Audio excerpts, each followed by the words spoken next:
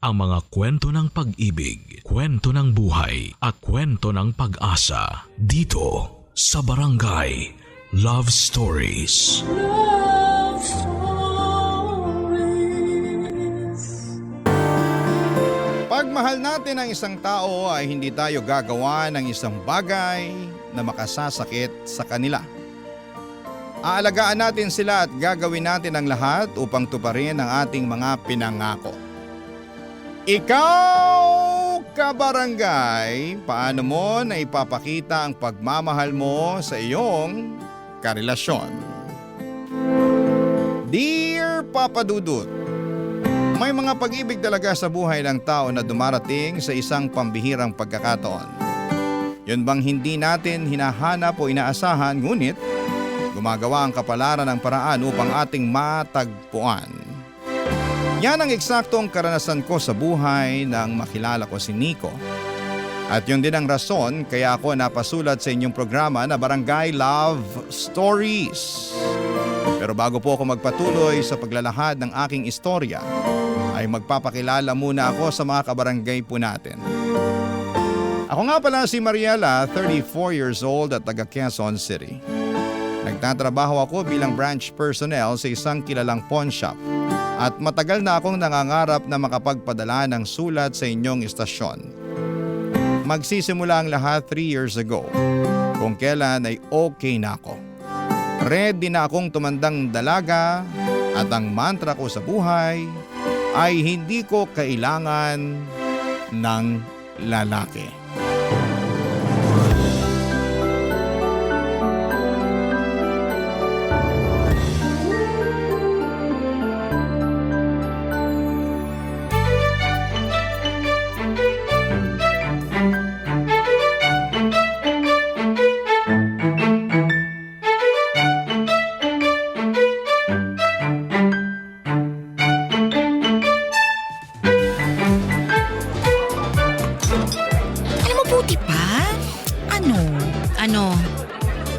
Umalis ka. Ha? Saan naman ako pupunta? Gago nitong... Gaga ka rin pero dun sa sa dance floor. Sige na, sumayaw ka. Go, go, go. Igalaw mo yung katawan mo para mawala ang pagiging tensyonado. Enjoy the night. Ubusin ko lang tong iniinom ko tapos sunod ako sa'yo. Ha? Uy, sure ka? Mamaya, umiskapo ka na lang dyan bigla kasi tinatawagan ka na ng jowa mo para mag-check-in. Hoy, shut up. Huwag ka na maraming ebas dyan. Sige na, sayaw na. Go, girl. Enjoy the music.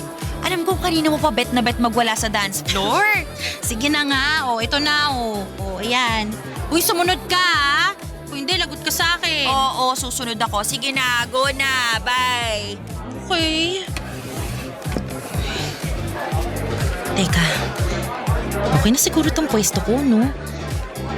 Sakto, ang ganda ng music. Nakakaganda sa bayan. Ay! Naku, pasensya ka na, miss. Halika, tulungan na kitang tumayo.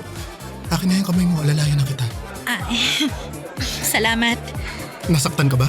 Hindi naman, pero nagulat lang ako. Pasensya na ulit ha, matao kasi kaya hindi kita napansin. By the way, ako nga pala si Nico. Ikaw, anong pangalan mo? Ha? Sabi ko, anong pangalan mo? Ako nga pala si Nico. Ako nga pala yung future girlfriend mo. Ano?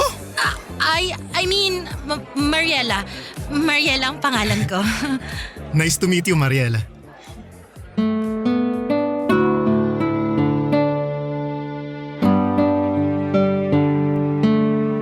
Papadudot nung nakita ni Feby ang eksena ay agad na rumampa ang kaibigan ko papunta sa dance floor. Hindi para sumayaw kundi para pasimple akong itulak at bungguin papalapit kay Nico. Good catch na raw kasi ito, guwapings at mabango. Kung todo iwas naman akong madikit sa lalaki na noong ko pa lamang nakilala kesyo natatakot ako na baka meron itong kasamang girlfriend na nasa paligid at pag nakita kami ay bigla na lamang akong sabunutan at iskandaluhin. Pero sa awa naman ng Diyos ay wala naman. Bago kami naghiwalay ni Nico ay kinuha niya ang number ko at tinext ako. Doon na nagsimula ang aming komunikasyon. Foreigner si Nico pero lumaki siya sa Pilipinas kaya marunong siyang magtagalog.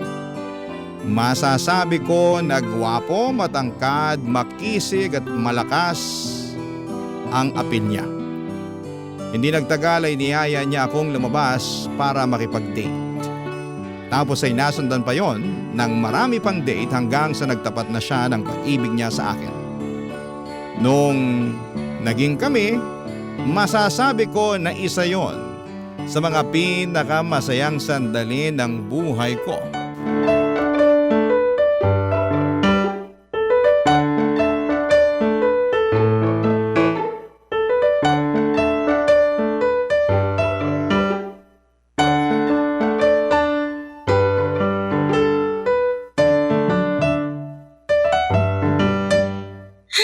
Sarap ng ganito, no? Hmm? Yung magkasama lang tayo rito sa apartment ko. Nakahiga ka sa lap ko habang nanonood tayo ng paborito nating movie. Ganun. Oo nga eh. Nakaka-relax talaga. Alam mo, sobrang saya ko pag magkasama tayo. Ako rin naman. Tsaka kahit na nakakaisang taon na tayo, pakiramdam ko kahapon lang tayo nagkakilala. Talaga? Paano mo nasabi? Paano ba? Yung intensity, yung dating ng mga feelings ko kapag kasama kita, katulad pa rin nung nararamdaman ko nung unang beses na nagkakilala tayo. Nung nabunggo kita sa dance floor? Oo. Alam mo, ang totoo, kahit na nasaktan ako ng slight dun sa pagkakaumpog ko kinilig naman ako kasi gwapo-gwapo mo. Kahit kailan napakabulera nitong girlfriend ko. Uy, di kaya yun bola. Alam ko naman. Siyempre, nagbibiro lang ako. Pero, ako rin naman. Ano yan? Na habang tumatagal tayo, mas nadadagdagan yung pagmamahal ko sa'yo. Kumbaga, corny man pakinggan pero araw-araw kitang minamahal. Lalong minamahal. Ikaw yata yun ang bobola sa atin Uy, hindi kaya. Nagsasabi lang ako ng totoo. Naniniwala naman ako. Ramdam ko kaya na mahal mo ko. Aba dapat lang dahil para sa akin, ikaw na ang babaeng nakikita ko na makakasama ko hanggang mangulubot tayo. Grabe naman yung mangulubot. Pero kailan mo ko planong ipakilala sa pamilya mo? Ha? Paano naman napunta dyan yung usapan? Wala lang. Natanong ko lang kasi kung ako na yung babae na nakita mo na makakasama mo hanggang mangulubot tayo, ibig sabihin may plano ka ng pakasalan ako, tama? Tama. Pero bago tayo magpakasal, kailangan muna nating hingi ng approval ng mga magulang natin, di ba? Okay ka na sa pamilya ko, approve ka na kina mama at papa, pati sa mga kapatid ko. Sama mo na yung mga alaga naming aso at pusa, di ba? Pero ako ba? Tingin mo, approve kaya ako sa parents mo? Tingin ko naman, oo. Kahit na pinay ako? Pero baka magbago pang mga isip nila pag nakilala nila ako.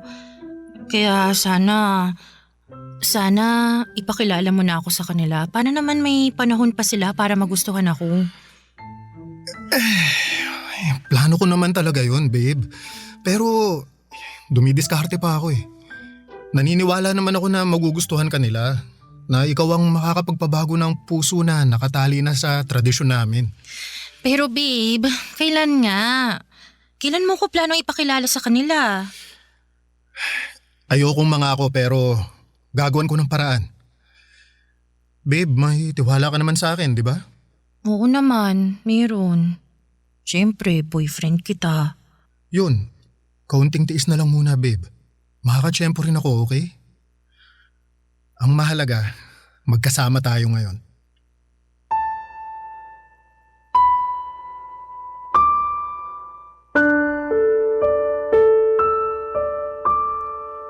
Papadudod sa loob ng isang taon ng pagiging magkasintahan namin ni Nico ay never niya pa akong pinakilala sa pamilya niya.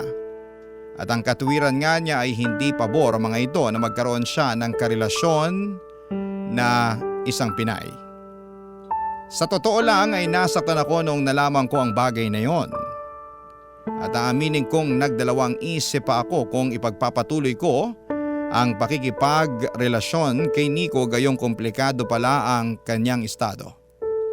Pero nanaig pa rin ang puso ko laban sa aking isipan nang papasukin ko na sa aking buhay si Nico o Papa Dudut. Ramdam ko naman na mahal niya ako at sincero siya sa kanyang intensyon na ipaglaban sa kanyang pamilya ang aming pag-iibigan.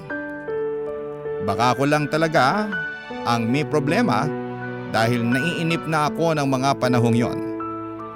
Kaya nga agad-agad kong sinaway ang sarili ko at pinakalma. Nagtiwala ako sa sinabi ni Nico na gagawa niya ng paraan at mamadaliin upang maging legal na kami sa kanyang pamilya. when you hold Barangay Love Stories. Barangay Love Stories. Papadudot masaya naman ang aming relasyon ni Nico. Malaga siya na klase ng boyfriend. Malambing, kuwela at maginoo. Hindi naman sa pagkukumpara pero ibang-iba talaga siya sa mga naging ex kong Pinoy. Mabait at magalang din siya sa parents ko at kasundo ng mga kapatid kong lalaki lalo na sa usapang mobile games. Pakiramdam ko ay wala na talagang makapaghihiwalay sa amin. At ako na ang pinakamaswerteng babae sa balat ng lupa nang dumating si Nico sa buhay ko. Kaya nga nangako ako sa aking sarili na alagaan ko ang relasyon namin sa abot ng makakaya ko at inuunawa ko ang pagkakaiba ng pamilya ko sa pamilyang kinalakhan ni Nico. Umaasa ako na balang araw ay makikilala ko rin ang mga magulang at kapatid niya dahil mahalaga sa akin ang bagay na yon. Gusto ko na kagaya ng pamilya ko ay matanggap din ako ng pamilya ni Nico. Mabilis na lumipas ang 2 taon ng aming relasyon at hindi pa rin natupad ang pangako ni Nico na ipapakilala niya ako sa kanyang pamilya, Papa Dudut.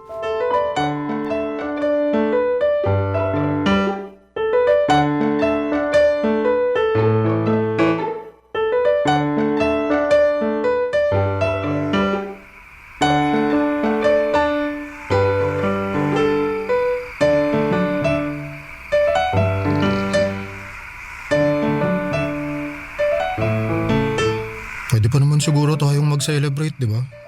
Total, ito na, nandito na ako. Babe, ano pang isa-celebrate natin? Itapos na yung birthday mo. Alauna na kaya ng madaling araw. Mariela naman eh. Nandito na nga ako, wag mo na sanang gawing komplikado ang lahat.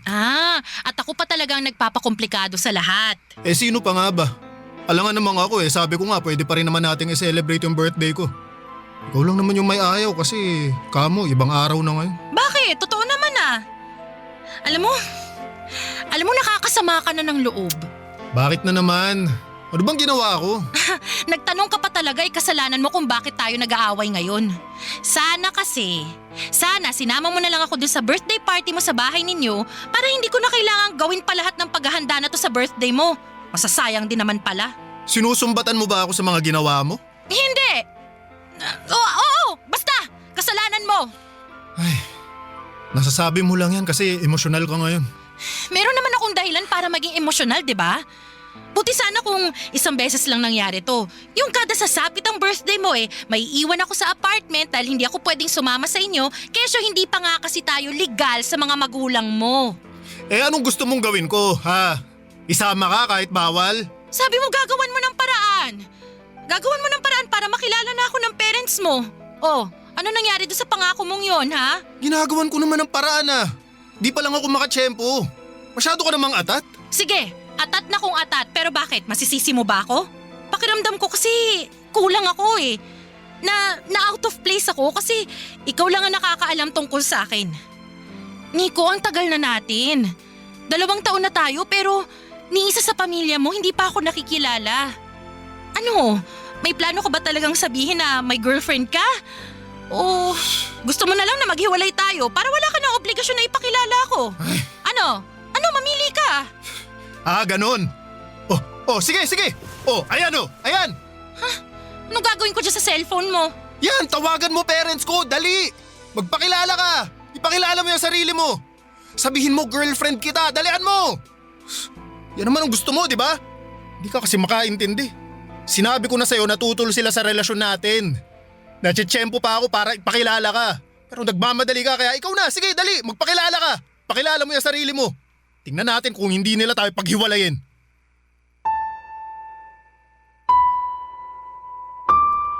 Papadudot, sumama talaga ng husto ang loob ko kay Nico. Lalo't nakita ko na parang binabaliwala niya ang nararamdaman ko.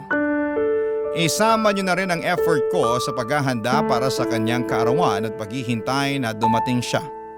Oo, hindi naman niya hiningi o sinabi na maghanda ako pero gusto ko ngang gawing espesyal ang pagse-celebrate namin ang araw ng kapanganakan niya. Narealize ko tuloy na kahit na ano palang haba ng pasensya at pag-iintindi mo, kahit na sinubukan mo ng lawakan ang isipan mo ay darating ka pa rin sa punto na mapapagod ka na lamang at muling maiinip. Tingin ko kasi walang usad, walang progreso ang pangako ni Nico sa akin na ipapakilala na niya ako sa kanyang pamilya. Hindi niyo ako masisisi at feeling ko kasi ay hindi ako nag-i-exist sa buhay ng boyfriend ko. Lalo na nga at walang kahit na sino sa mga kamag-anak niya ang nakakaalam tungkol sa akin.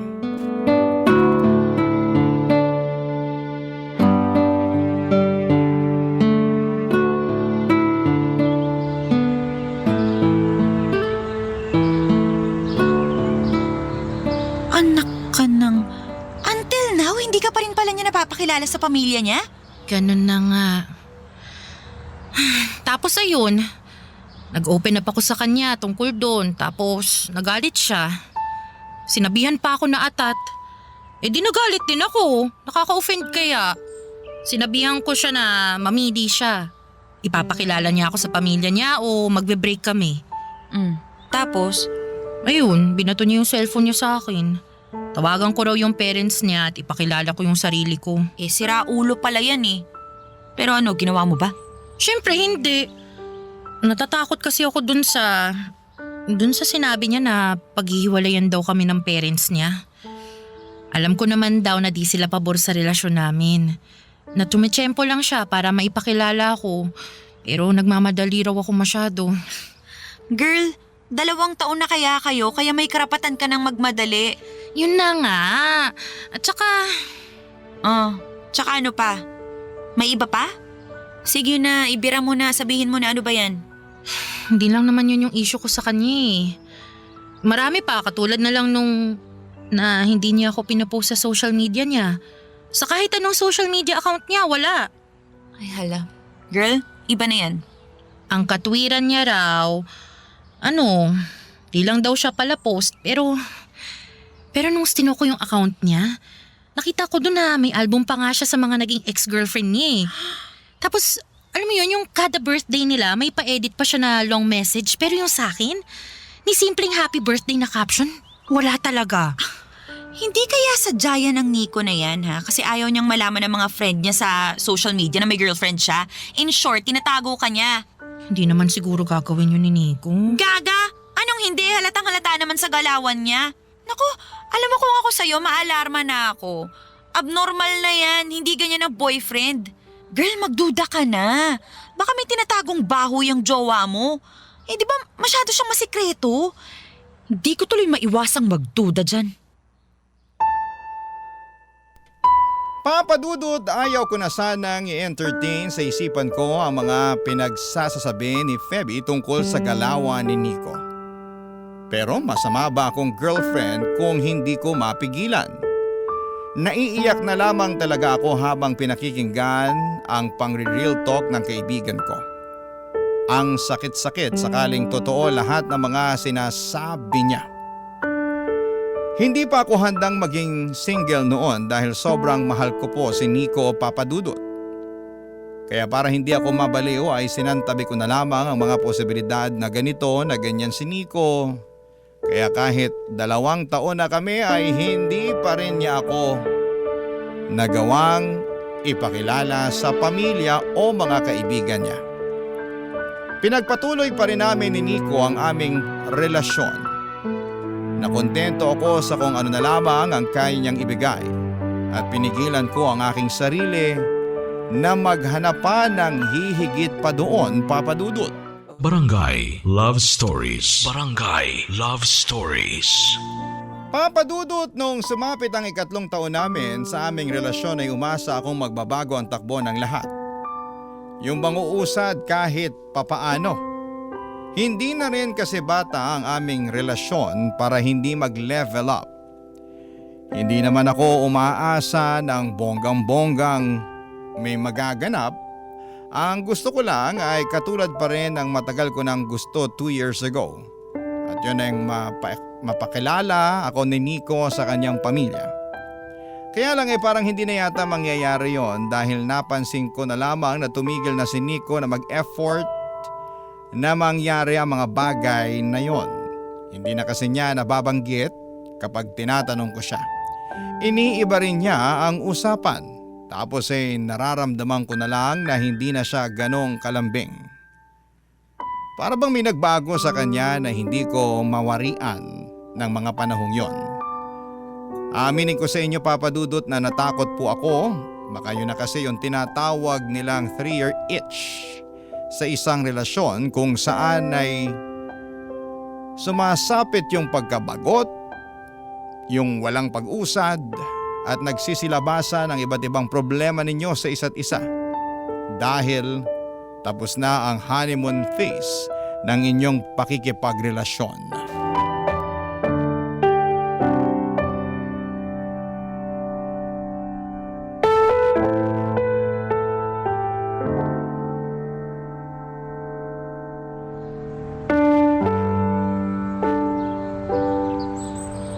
Babe, pwede ba tayong mag-usap? Tungkol saan? Nababother na kasi ako eh. Bakit? Sa relasyon natin. Sa atin. Nababother na talaga ako. Ano na naman bang problema? Ayan! Anong ayan? Ako? Ako yung problema? Hindi. Oo. Ano ba talaga, Mariela? Hindi ka naman dating ganyan eh. Yung madaling uminit ang ulo. Pero ngayon parang kahit ano na lang ang gawin ko. Kahit ano na lang yung sabihin ko nakaangil ka na kagad sa akin. Inis na inis ka na kagad sa akin. Anong magagawa ko kung kada may gagawin ka, kada may sasabihin ka, nakakainis talaga eh. Saka hindi mo man lang ba naisip yung kagaganyan mo? Kasasalita mo ng kung ano-ano na kesyo bothered ka, may nararamdaman ka. Ultimo kalit-liit ang bagay, may sinasabi ka, sana naisip mo na nakakainis na. Masyado mo na lang binibigyan ng pansin ang lahat ng bagay. Lahat na lang binibig deal mo.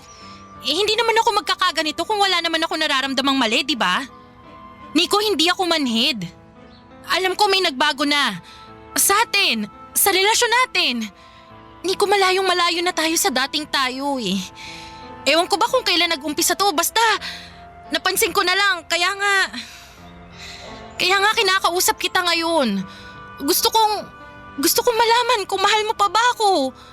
Kung ano pa bang plano mo sa relasyon natin. Kasi kung tatanungin mo ako kung mahal kita. Oo pa rin ang sagot ko. Sorry, pero nagsinungaling ako. Ha? Nagsinungaling ako sa'yo nung sinabi ko na ikaw na yung babaeng nakikita ko na makakasama ko sa pagtanda. Kasi mukhang hindi na mangyayari yun. Hindi ko na matutupad yung pangako ko sa'yo na pakakasalan ka dahil kailangan na nating maghiwalay. Ha? Ano bang pinagsasasabi mo? Mabigat sa akin na gawin ang bagay na to pero wala akong magawa. Naiipit ako sa sitwasyon na wala akong kawala eh. Nico, alam mo hindi ito yung panahon para bigyan mo ako ng bugtong. Bakit hindi mo na lang ako diretsuhin, ha? Bakit ka bigla makikipaghiwalay? Mariela, pinagkasundo ako ng pamilya ko sa ibang babae. Ano?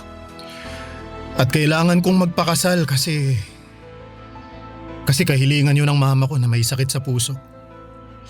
Gusto niya na bago siya mawala, makita niya akong kinakasal. At pumayag ka naman. Wala nga akong magawa at wala rin akong kawala, di ba? Tradisyon na yan ng pamilya ko.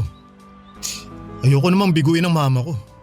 Ayoko na hanggang hukay madismaya siya sa akin. Ayokong isumpa niya ako kasi sinuway ko yung utos niya kaya pasensya ka na, Mariela. Papadudot, sobrang sama ng loob ko nang sabihin sa akin ni Nico ang bagay na yon. Pinaasa lamang niya ako at sinayang ang oras ko. Buong akala ko ay siya na talaga ang lalaking makakasama kong tumanda, ngunit bigla na lamang naglaho na parang bula sa kawalan ng pangako niyang yon. Ang sakit-sakit din na malamang ikakasal na siya sa iba at hindi po sa akin. Wala na ako nagawa kundi ang umiyak na parang wala ng bukas nang makipaghiwalay sa akin si Nico. Para akong masisiraan ng ulo ng mga panahong yon. Nung iwan ako sa bahay ng ex ko na walang lingon-lingon ay halos hindi ko kayanin. Kaya agad kong tinawagan si Feby para damayan ako. To the rescue naman ang kaibigan ko at agad akong pinuntahan sa apartment para samahang humagulhol at magalit sa dati kong kasintahan. Isang linggo ang mabilis na lumipas at hindi pa rin ako okay. 3 araw din akong nag-leave sa trabaho para magmukmok. Pero dahil hindi naman ako mayaman, kinailangan ko nang pumasok para kumain. Buti na lamang at nandyan si Feby, lagi niya akong nililibang at dinedistract para hindi ko maisip na broken-hearted ako. Tuwing weekend ay nakaugalian na naming gumala at sumubok ng mga bagong restaurant sa QC at isang araw ay nakita ko na lang si Nico na papalabas sa isang motel. May kasama po siyang babae na mukhang walker ayon sa kaibigan ko. Tapos ay ganoon na lamang ang gulat namin nang makita naming nakipaghalikan pa si Nico sa naturang babae bago niya ito pinasakay ng tricycle.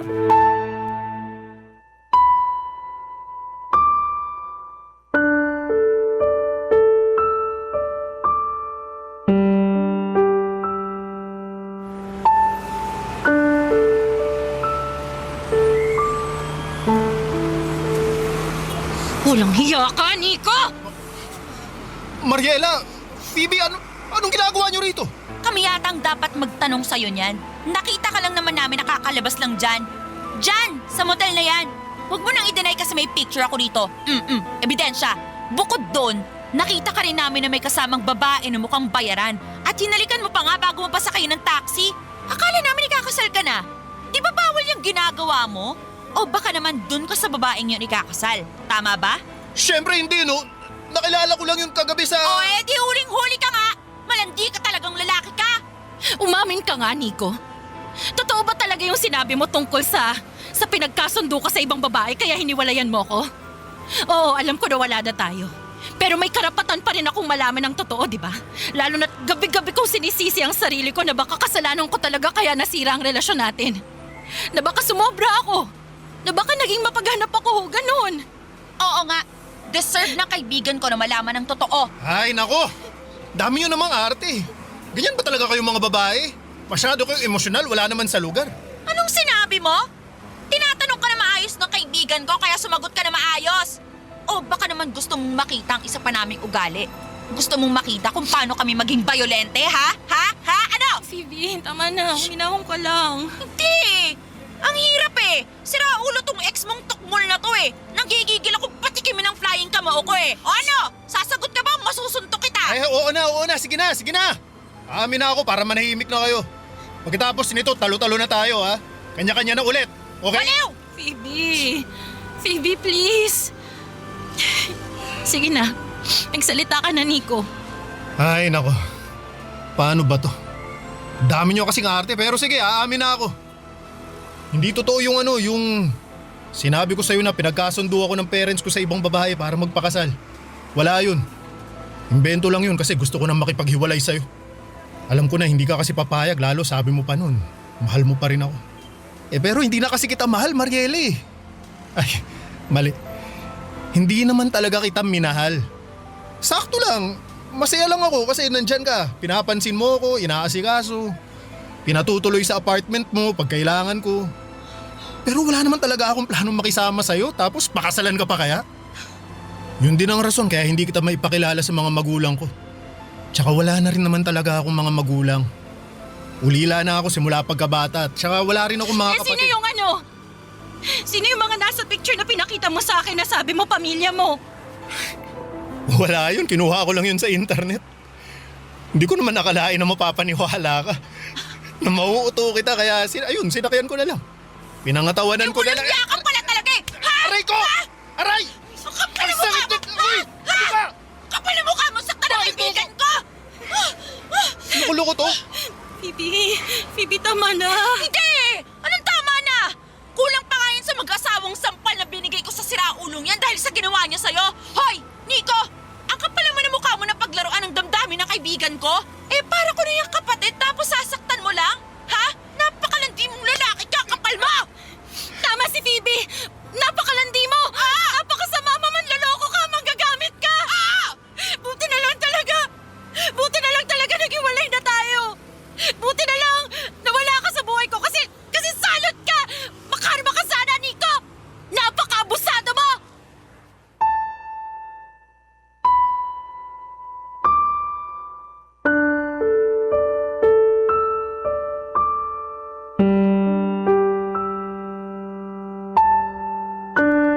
Papa Dudut, isa lang ang masasabi ko, ang kapal na mukha ni Nico na paikutin ako. Napaniwalain ako sa drama niya at bilugin ang ulo ko. Ako naman ay masyadong naniwala at naging utu-uto kaya nahulog ako sa patibong niya. Nakakapagsisi na nagsayang lamang ako ng 3 taon kasama ang huwad na katulad niya, pero pinagpapasa Diyos ko na lamang ang karma na pupwedeng ihatol sa kanya, Papa Dudut. Sa kasalukuyan ay nagmo-move on pa rin ako. Masasabi ko na marami akong aral na natutunan sa karanasan kong ito. May mga araw na nakakausad ako pero may mga gabi rin na bumabalik pa rin sa umpisa ang lahat. Ganon naman ang paghilom, hindi ba? Hindi diretsong daan, lubak-lubak. Maraming liko at kung minsan ay nakakaligaw. Pero naniniwala ako na makakausad ako at magiging maayos din ang lahat. Hanggang dito na lamang po ang sulat ko, Papa Dudut. Maraming salamat sakaling mapili po ninyong i-area ang istorya ko sa Barangay Love Stories. God bless and more power sa inyong istasyon. Ang inyong forever kapuso at ka-barangay, Mariela. O ikaw, kabarangay, kumukulo rin ba dugo mo? Pwede kang mag-iwan ng comment sa ating comment section.